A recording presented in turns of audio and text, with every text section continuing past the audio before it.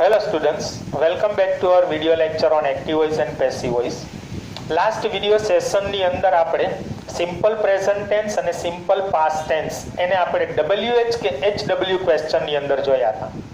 હવે WH કે HW question એટલે શું તમને ખ્યાલ જ છે? જેની અંદર who અને what સિવાયની વાક્ય રચના હશે. એટલે કે કા where થી સેન્ટેન્સ હશે, કા when થી હશે, કા why થી હશે, કા how થી હશે. who અને what સિવાય. તો આજનો આપણો આ જે વિડિયો લેક્ચર છે ને એની અંદર આપણે સિમ્પલ ફ્યુચર અને સિમ્પલ મોડલ ઓક્સિલરીઝ જે છે એને WH કે HW ક્વેશ્ચન ની અંદર જોવાના છે. આના પહેલાના લેક્ચરમાં આપણે શું જોયું તો કે સિમ્પલ પ્રેઝન્ટ ટેન્સ અને સિમ્પલ પાસ્ટ ટેન્સ, અને એ પણ કેમાં તો કે WH કે HW માં. તો હવે સિમ્પલ ફ્યુચર્સ અને સિમ્પલ મોડલ ઓક્સિલરીઝ એને આપણે જોવાનું છે WH કે HW ક્વેશ્ચન ની અંદર. તો એની સેન્ટેન્સ પેટર્ન જોઈએ આપણે. તો સૌથી પહેલા તમને શું આપેલું હશે તો કે WH કે HW વર્ડ આપેલો હશે, જેની અંદર where, when, why, what, how, how many, how much, how long, how far વગેરે શબ્દો આપેલા હશે. ત્યાર પછી તો કે હવે આપણી ફ્યુચર ટેન્સ વાળી વાક્ય રચના છે એટલે એની અંદર આપણને શું આપેલું હશે તો કે shall will આપેલું હશે. શું આપ્યું હશે? shall will. ફ્યુચર ટેન્સ હશે તો shall will હશે. મોડલ ઓક્સિલરીઝ હશે તો મેં મોડલ ઓક્સિલરીઝ જ રાખેલું છે, પરંતુ મોડલ ઓક્સિલરીઝ કઈ કઈ છે આપણને ખબર છે. તો can, could, may, might, would, should, must આ બધી મોડલ ઓક્સિલરીઝ છે. કા આપણને shall will આપશે, કા can, could, may, might, should, would અને must એમાંથી કોઈ પણ વસ્તુ આપશે. ઓકે. ત્યાર પછી શું કરવાનું છે તો કે આમાં સબ્જેક્ટ આવશે, કારણ કે who થી ક્વેશ્ચન નથી કરવાનો એટલે સબ્જેક્ટ આવશે.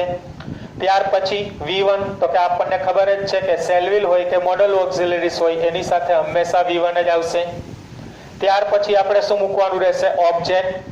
ઓબ્જેક્ટ કઈ આવશે શું કામ એને તો કે અહીંયા what થી ક્વેશ્ચન આપણે કરતા નથી. અને લાસ્ટમાં શું આવશે? etc અને ત્યાર પછી question mark. shall will, V1 એ ખાસ યાદ રાખવાનું છે. આની પહેલાના વિડિયો લેક્ચરમાં કીધું હતું. આમ જોશો તો આ આપણી સિમ્પલ ઇન્ટ્રોગેટિવ જે વાળી વાક્ય રચના હતી આગલા વિડિયો લેક્ચરમાં જોઈ ગયા આપણે, બરાબર, કે જેની શરૂઆત ક્યાંથી થતી હતી તો કે હેલ્પિંગ વર્બ, પછી સબ્જેક્ટ, પછી V1, પછી ઓબ્જેક્ટ અને પછી etc. તો પેસિવ વોઇસ કરવું હોય તો શું થશે? તો પેસિવ વોઇસ ની અંદર WH કે HW પહેલા આપેલું હશે આપણને, એમનેમ જ રહેશે. વેર હોય તો વેર, વેન હોય તો વેન, વાય હોય તો વાય, એમાં કાંઈ ફેરફાર થશે નહીં. ત્યાર પછી શું કરવાનું રહેશે તો shall will ઉપર જે આપણને આપેલું છે એ જ shall will કે જે હોય તે એમનેમ જ રાખશું, એમાં કાંઈ ફેરફાર આપણે કરશું નહીં. ત્યાર પછી આપણે શું લેશું તો કે shall will કા મોડલ ઓક્સિલરીઝ. ઓબ્જેક્ટ નું સબ્જેક્ટ, અહીંયા જે આપણું ઓબ્જેક્ટ છે એનો અહીંયા સબ્જેક્ટ કરીને લેવાનું છે. ત્યાર પછી પેસિવ રચના છે એટલે સિમ્પલ પ્રેઝન્ટ ટેન્સ અને સિમ્પલ પાસ્ટ ટેન્સમાં ટુ બી ના રૂપ સ્વરૂપે આપણે એમિસાર અને હોઝ વેર લેતા હતા. અહીંયા બી પોતે જ આવશે. shall will હોય તો બી રહેશે અને મોડલ ઓક્સિલરીઝ હોય તો પણ બી રહેશે, બરાબર. ત્યાર પછી શું આવશે તો કે V3, પછી આવશે etc અને લાસ્ટમાં આવશે બાય પ્લસ સબ્જેક્ટનું ઓબ્જેક્ટ. બાય પ્લસ સબ્જેક્ટનું ઓબ્જેક્ટ. ઓકે. તો આ આપણી પેટર્ન. આનો કી પોઈન્ટ તમને આપેલો હતો. એક્ટિવ વોઇસ છે કે પેસિવ વોઇસ કેમ ખબર પડશે? તો B પ્લસ V3 હોય ઓમાં શું કીધું હતું તો કે એમિઝાર, હોઝવેર પ્લસ V3 હોય તો પેસિવ રચના. આમાં શું યાદ રાખવાનું? B પ્લસ V3 હોય તો આપણને સેન્ટેન્સ છે એ કેવું આપેલું હશે? પેસિવ વોઇસ આપેલું હશે. ક્લિયર? તો આ આપણી પેટર્ન જોઈ લીધી અથવા તો આપણી ફોર્મ્યુલા છે એ જોઈ લીધી. હવે આપણે એના એક્ઝામ્પલની પ્રેક્ટિસ કરીએ એટલે લગભગ તમારા બધા ડાઉટ છે એ ક્લિયર થઈ જશે. ક્લિયર? તો જોઈએ પહેલા સેન્ટેન્સમાં શું કહેવા માંગે છે. will you buy a house? શું કહે છે? when will you buy a house? Gujarati કરીએ તો તમે તમારું ઘર અથવા તો તમે ઘર ક્યારે ખરીદશો.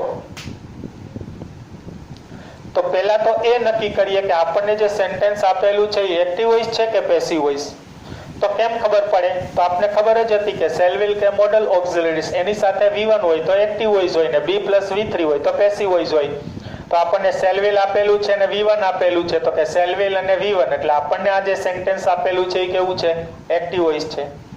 કરવાનું કેવું છે આપણે? Passive voice. તો પેસિવ વોઇસ કરશો ત્યારે શું યાદ રાખવાનું છે? તો કે WH કે HW ક્વેશ્ચન છે એ વાક્યની શરૂઆતમાં જ આવશે, એટલે વેન નું વેન જ રાખીએ છીએ.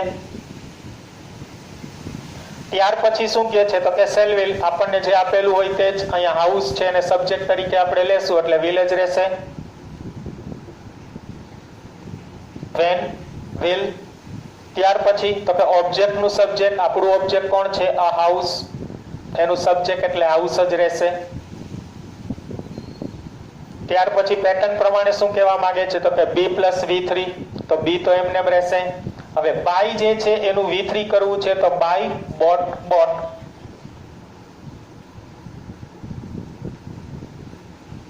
શું થઈ જશે? Bought. When, will, a house, B bought. ત્યાર પછી આપણને એમ કે છે ETC આવશે, તો જોવો જોઈએ ETC આપણને કઈ આપેલું છે? તો કે નથી આપ્યું. તો ડાયરેક્ટ ક્યાં વહી જવાનું? તો કે બાય પ્લસ સબ્જેક્ટ નું ઓબ્જેક્ટ, તો બાય મૂકીએ છીએ. અને ત્યાર પછી સબ્જેક્ટ નું ઓબ્જેક્ટ યુ આપેલું છે તો યુ નું તો યુ જ રહેશે. અને લાસ્ટમાં શું આવી જશે? Question mark. આખું સેન્ટેન્સ આપણું શું બન્યું? When, will, a house, be bought by you. Clear? હવે આપણે જોઈએ સેકન્ડ સેન્ટેન્સમાં. સેકન્ડ સેન્ટેન્સ શું કહે છે? Where can I find this article. Article એટલે કોઈ વસ્તુ, બરાબર છે? ગિફ્ટ આર્ટિકલ્સમાં આપણે જતા હોય એટલે આર્ટિકલ્સ એને કહીએ. કોઈ વસ્તુ છે ખરીદવાની, લેવાની હોય તો એ વસ્તુ માટે આર્ટિકલ શબ્દ એવો આપણે યુઝ કરી શકીએ. પહેલા ગુજરાતી કરીએ. Where can I find this article. હું આ વસ્તુ છે એ ક્યાં શોધી શકું અથવા તો ક્યાં મને મળી શકે? વેર સ્થળની વાત કરે છે. તો પહેલા એ ડિસાઈડ કરીએ આપણને જે આ સેન્ટેન્સ આપેલું છે એ એક્ટિવ વોઇસ છે કે પેસિવ વોઇસ. તો એક તો કેન આપેલું છે એટલે મોડલ ઓક્સિલરીઝ થશે. ત્યાર પછી જો આપણને ફાઇન્ડ આપેલું છે, V1 આપેલું છે, modal auxiliaries plus V1, can plus find, એટલે આપણને જે સેન્ટેન્સ આપેલું છે એ કેવું છે? એક્ટિવ વોઇસ છે. તો ચાલો નક્કી કરીએ હવે સબ્જેક્ટ કોણ છે અને ઓબ્જેક્ટ કોણ છે. ફાઇન્ડ શોધવાની વાત છે. હુ ફાઇન્ડ અથવા તો હુ કેન ફાઇન્ડ, કોણ શોધી શકે? તો આઈ. તો આઈ જે છે એ આપણો કોણ છે? સબ્જેક્ટ છે.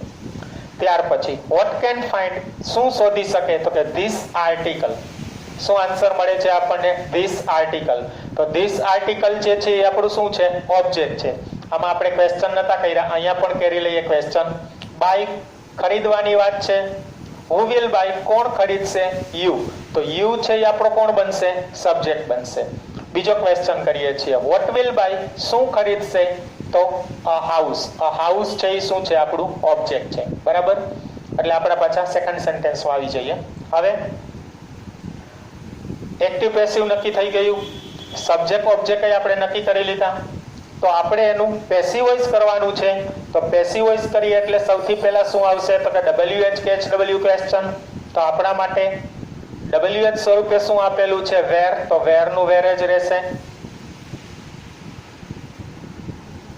ત્યાર પછી શું કહે છે? તો કે તમારી જે મોડલ ઓક્સિલરીઝ આપેલી છે એમનેમ જ રહેશે એટલે કેન નું કેન જ રાખીએ છીએ. Where can. ત્યાર પછી એમ કે છે ઓબ્જેક્ટ નું સબ્જેક્ટ કરવાનું છે. તો આપણું ઓબ્જેક્ટ કોણ હતું? This article. પણ નામ આપેલું છે એટલે એમાં કઈ ફેરફાર થશે નહીં. તો શું રાખશું આપણે? ધીસ આર્ટિકલ જ રાખશું.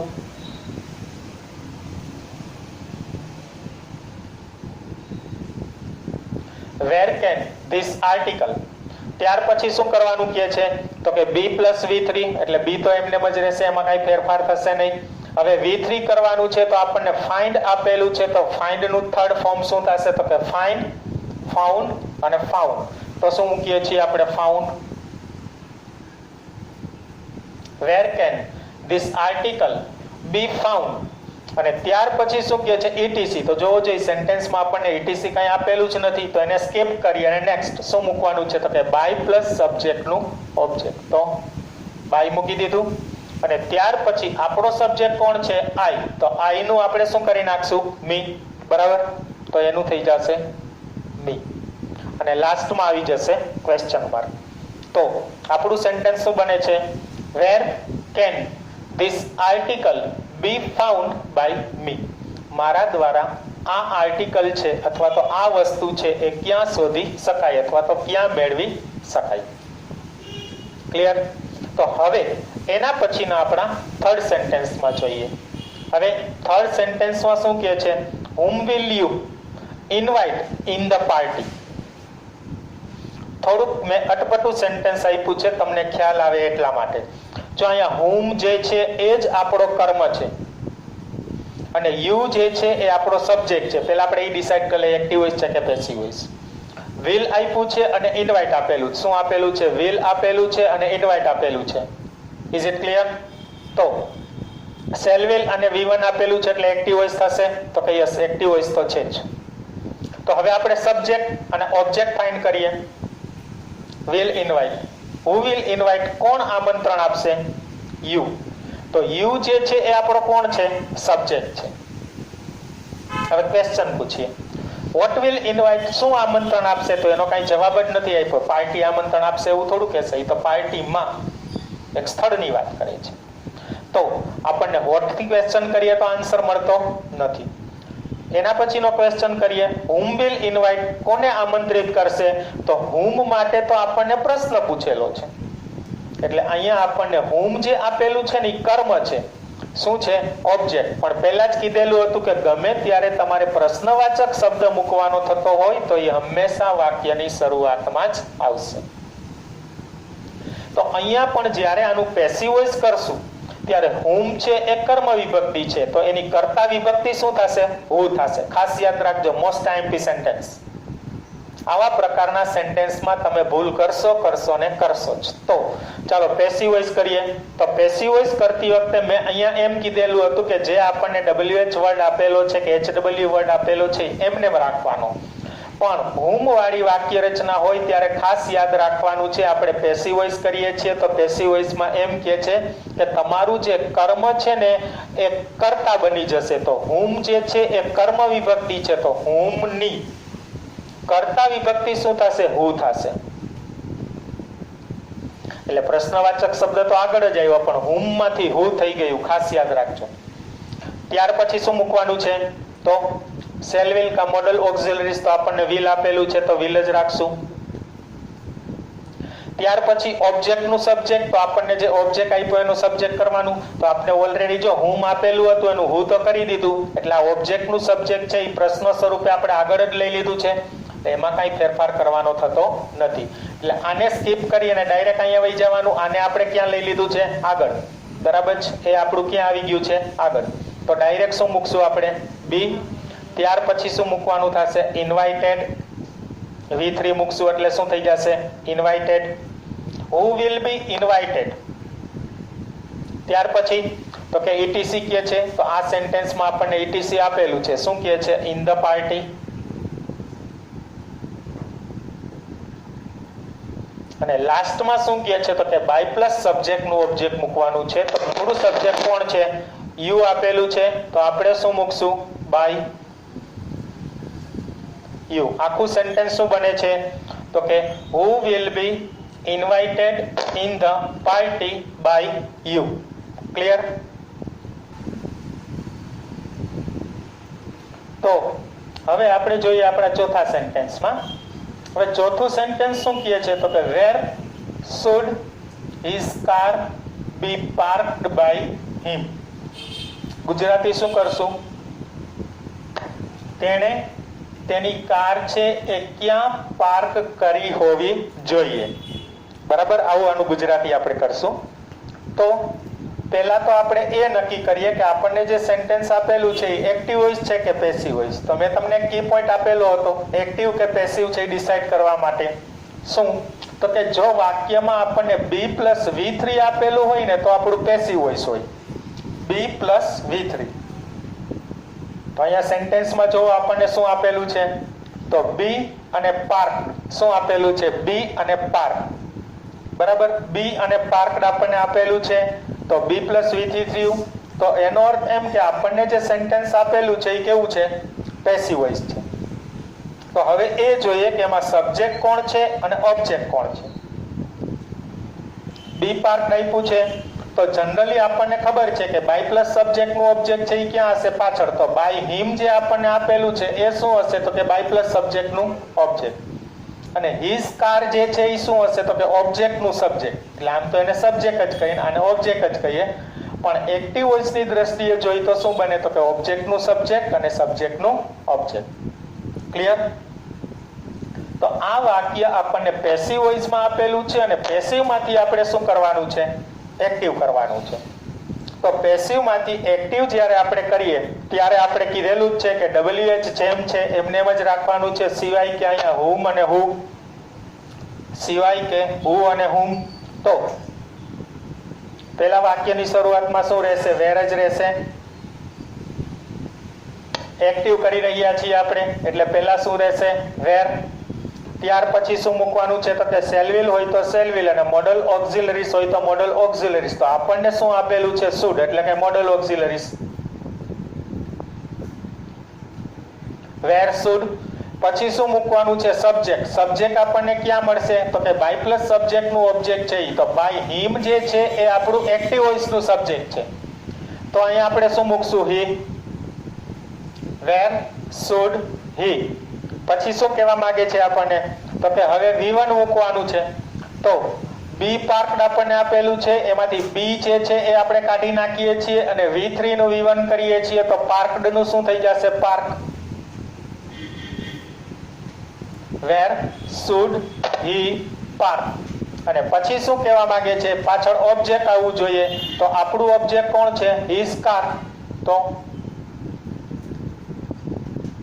અને લાસ્ટમાં એમ કે છે ETC મૂકવાનું. તો ETC તો આપણી પાસે કઈ છે નહીં, તો છેલ્લે લાસ્ટમાં ક્વેશ્ચન માર્ક. ક્લિયર? તો આખું સેન્ટેન્સ આપણું શું બન્યું? Where should he park his car. Where should he park his car. બરાબર? હવે ત્યાર પછીનું આપણું જે સેન્ટેન્સ છે પાંચમું, એ સેન્ટેન્સ જોઈએ. શું કહે છે? When will the papers be checked by the teacher. When will the papers be checked by the teachers.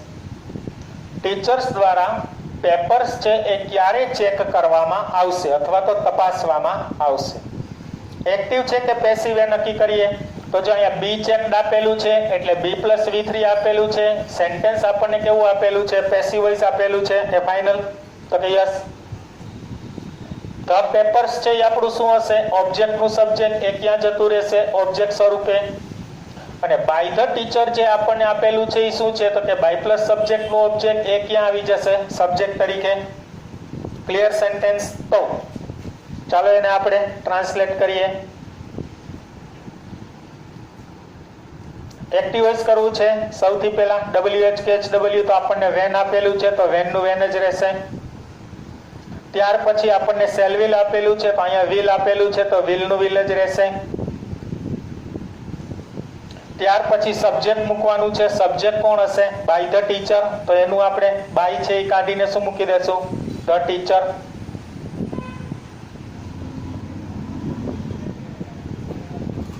Van will the teacher. ત્યાર પછી શું મૂકવાનું છે? તો કે V1. અહીંયા જો બી ચેકડ આપેલું છે તો બી છે એ તો નીકળી જશે અને ચેકડ આપ્યું છે એનું શું કરશું? Check. Van will the teacher check. પછી શું કહે છે? ઓબ્જેક્ટ મૂકવાનું છે. તો આપણું ઓબ્જેક્ટ કોણ છે? The papers. અને લાસ્ટમાં શું મૂકવાનું છે? ETC. તો સેન્ટેન્સમાં આપણને ETC કઈ આપેલું નથી તો છેલ્લે શું મૂકી દેવાનું છે? Question mark. તો આખું સેન્ટેન્સ આપણું પૂરું શું બને છે? When will the teacher check the papers. Van will the teacher check the papers. Clear? શું ફોર્મ્યુલા હતી? એક્ટિવ વોઇસમાં શું, પેસિવ વોઇસમાં શું, એના આપણા 3 સેન્ટેન્સ જોયા. 3 છે એક્ટિવ વોઇસમાં જોયા, 2 છે પેસિવ વોઇસમાં જોયા. Now you understood the topic. I think there will be no more doubts. So goodbye and see you again in next video lecture.